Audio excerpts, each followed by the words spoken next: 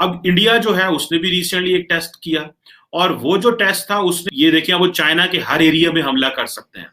और इंडिया ने अपनी जो क्रेडिबल न्यूक्लियर डेटरेंस एस्टैब्लिश की, उससे पाकिस्तान जो है वो ऑब्वियसली उसके लिए मजीद खतरा है, क्योंकि मिसाइल रेस तो चाइना और इंडिया की है, लेकिन पाकिस्तान के लिए एक ये जो मिलिट्री मॉडर्नाइजेशन है ये एक इंपॉर्टेंट चीज है। आज भारत की ओर से हाइपरसोनिक मिसाइल का सफल परीक्षण किया गया।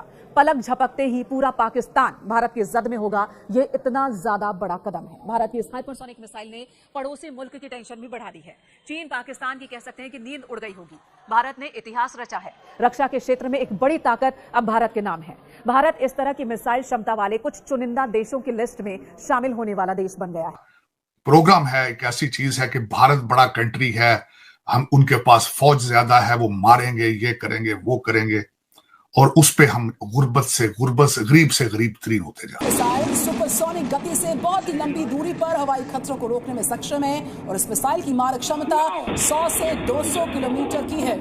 ये जमीन से हवा पर किसी भी निशाने को भेज सकती है। इसका परीक्षण किया गया जो सफलतापूर्वक हुआ। तो दोस्तों वेलकम करते हैं आप सबको आज की इस वीडियो में। तो दोस्तों जैसा कि हाइलाइट्स आपने देख ही ली हैं, इस हवाले से मजीद पाकिस्तानी और इंडियन मीडिया का क्या कहना है, आइए आज की इस वीडियो में देखते हैं। वीडियो में आगे बढ़ने से पहले आपसे रिक्वेस्ट है कि आपने वीडियो को आखिर तक लाजमी देखना है, और अगर वीडियो अच्छी लगे तो वीडियो को लाइक और चैनल को लाजमी सब्सक्राइब कीजिएगा। कि अगर इंडिया जो है वो बहुत ज्यादा पैसा लगा रहा है, ठीक है, वो बहुत ज्यादा पैसा लगा रहा है मिलिट्री इक्विपमेंट को बाय करने में, तो पाकिस्तान के जो डिफेंस पॉलिसी मेकर्स हैं उनके पास क्या ऑप्शन है?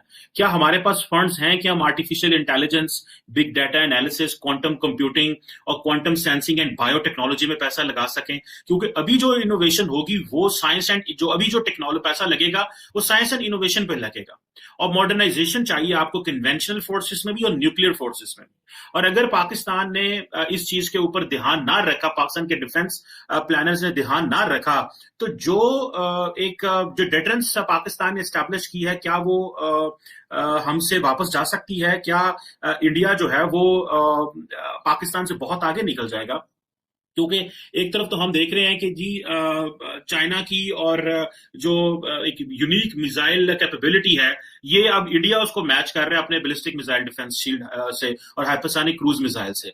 और ये जो है अभी वो आपको जिस तरह पता है कि वो S-400B बाय कर रहे हैं। उधर से आप देखें कि जो Indian prime minister Narendra Modi हैं, उन्होंने रिसेंटली ये कहा कि जो ममालिक हैं उनको इंडिया को जो है वो इन्वेस्टमेंट करनी चाहिए। वो कह रहे हैं कि जी माहौल बदल रहा है। उन्होंने कहा माहौल बदल रहा है, इंडिया मस्ट इनहैंस अपनी मिलिट्री कैपेबिलिटी को इनहैंस करें। और देखिए अगर वजीर आजम लेवल पे ये बंदा बातें कर रहा है तो ये देखें वो क्या उसके सिग्निफिकेंस हो सकते हैं। उधर चाइनीज जो हैं वो भी लगे हुए हैं। अब चाइना को अगर आप देखें तो चाइनीज बात कर रहे हैं जी कि हमें अगले 100 साल की बात करनी है।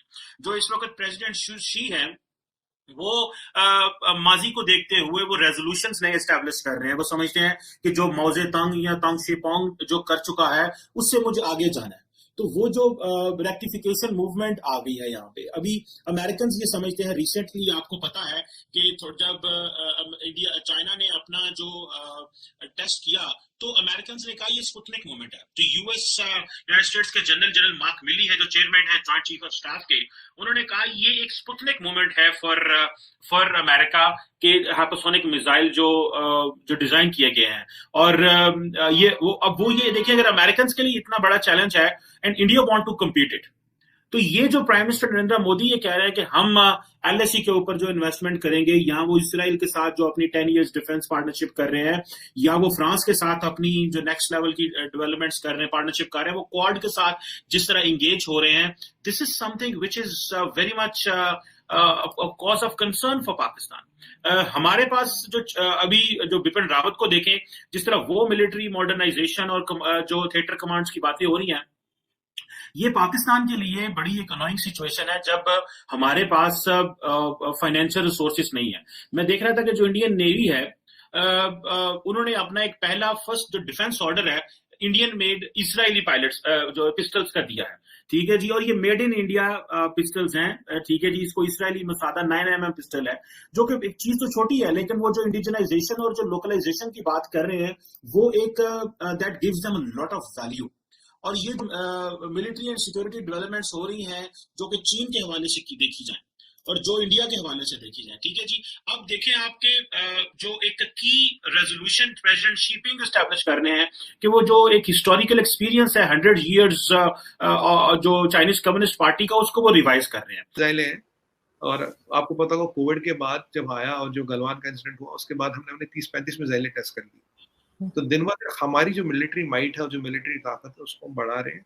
और nuclear powered ICBM and MRIV is a great achievement. Again जैसे आप LCH की बात करें, LCA की बात करें, फिर कहीं हम तीसरे में, कहीं हम चौथे में, तो जो भारत कहता है मैं B4 कंट्री, B4 यानी कि बिग 4, तो वो B4 कहने से ही नहीं कह रहा, बल्कि हर क्षेत्र में, जो आपकी हमारी पहले बात हुई थी, हर क्षेत्र में हम उस चीज में घुस रहे हैं। चाहे वो सबमरीन की बात हो, चाहे वो LCH की हो, LCA की हो, वो 5G की हो, वो आज न्यूक्लियर पावर्ड सबमरीन की हो, आज ICBM की हो, वो एक्सचेंज रिजर्व की हो, वो ह्यूमन कैपिटल की हो, वो ग्रीन हाइड्रोजन की, तो फार्मेसी ऑफ द वर्ल्ड हो, तो कहीं ना कहीं दुनिया के टॉप 3, 4, 5 में हम हर क्षेत्र में घुस रहे हैं। और अगेन आत्मनिर्भर है ये, और मेक इन इंडिया है सारा, और ये इसके बहुत बधाई के पात्र बनते हैं हमारे साइंटिस्ट जिन्होंने ये काम किया, और पूरे देशवासी इस मिसाइल की टेस्टिंग के बाद कुछ और चैन की नींद सो सकते हैं, क्योंकि जब तक हमारे पास ये चीजें हैं, ये हमारा इंश्योरेंस ऑफ सेफ्टी है। मुझसे आज किसी डिबेट में किसी ने सवाल पूछा, कह रहे आप 80 करोड़ लगाते हो अपने डिफेंस बजट में। मैंने कहा वो तो ऑफिशियल है, कहते हैं वैसे एक्चुअल ज्यादा होता, मुझे पता नहीं, बट ऐसा लोग कहते हैं, मैंने सुना है ऐसा। लोग कहते हैं कि ये कुछ आपको ज्यादा नहीं लगता। मैंने कहा मेरे हिसाब से डिफेंस बजट डबल होना चाहिए, अगर आप मेरी पर्सनल राय मांगे, कम है। अगर हम 200 करोड़, $200 बिलियन भी लगाते हो और 130 करोड़ लोग, 1.3 billion people can sleep in peace, this is worth nothing. और ये आरजू जी, जब आपका वर्चस्व बढ़ता है, आपका स्टैचर बढ़ता है, आपको अपनी सुरक्षा की व्यवस्था और इंतजाम करने पड़ते हैं। ये उसी दिशा में एक अच्छा स्टेप है, और ये overall missile will ensure peace, क्योंकि जो भी हमारे दुश्मन है, इसके बाद तो उनकी आंख उठा कर देखने की भी हिम्मत नहीं रहेगी, तो ओवरऑल पीस ही बढ़ेगा ना, शांति बढ़ेगी। अब शांति, मगर सुमीत जी, आप लोग तो चाइना को पत्थरबाजी करके, ऐसे ही मुक्के शुक्के मार के, वैसे ही लड़ाई करके खत्म कर लेते हैं, इसके लिए मिसाइल की क्या जरूरत है? देखिए आजू जी, चाइना में 2 दिक्कतें, एक तो उनकी इकोनॉमी कमजोर थी, है और रहेगी, दिख ही रही सबको। आपने दूसरी बात देखा कि चाइना के 2 चीजें मैं आपको शुरू से कह रहा हूँ, चाइना को वर्ल्ड से ट्रेड करना जरूरी, it can not survive without that, it is depending on the international trade. ये weakness number 1। Weakness number 2, China का इक्विपमेंट रिलायबल नहीं है, आर्सेनल इज नॉट रिलायबल। और अगर उनके पास जो मिसाइलें हैं, उनका 10,000 किलोमीटर तक का भी रेंज है, डॉग-5 वगैरह का, बट अगर उनका रेंज है तो ये जाहिर सी बात होती है कि हमें उस रेंज की मिसाइल बनानी पड़ेगी।